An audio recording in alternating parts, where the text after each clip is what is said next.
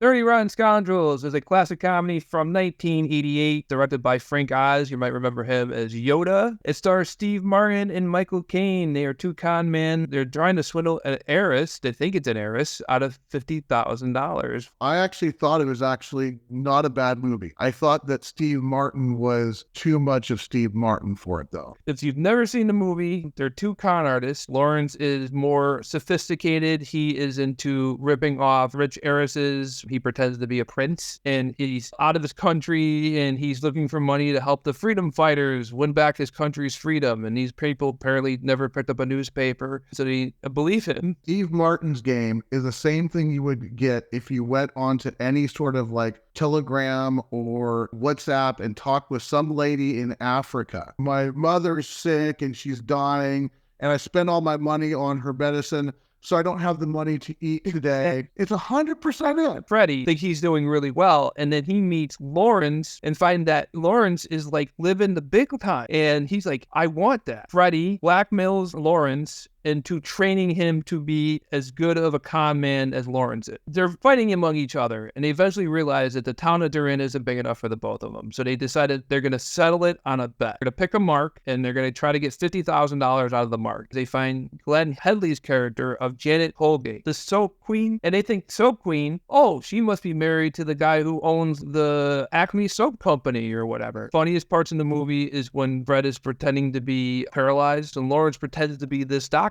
Lawrence starts whipping Freddie's leg, and he's to the point where he's in tears because he has to keep up the illusion that he's paralyzed. The one that I like were the sailors. When they start seeing what's going on, and then all of a sudden, it 180s. Pretending to be a doctor, Lawrence goes and says Freddie's problem is it's psychological. He has to want to walk so much that he gets up and walks. If we were to kiss in front of him, that might make him jealous enough where he'll get up and walk. And the sailors see all this going on, and they're getting the wrong idea. He gets them to kidnap Lawrence. I do recommend, if you haven't seen Dirty Rotten Scoundrels, see it.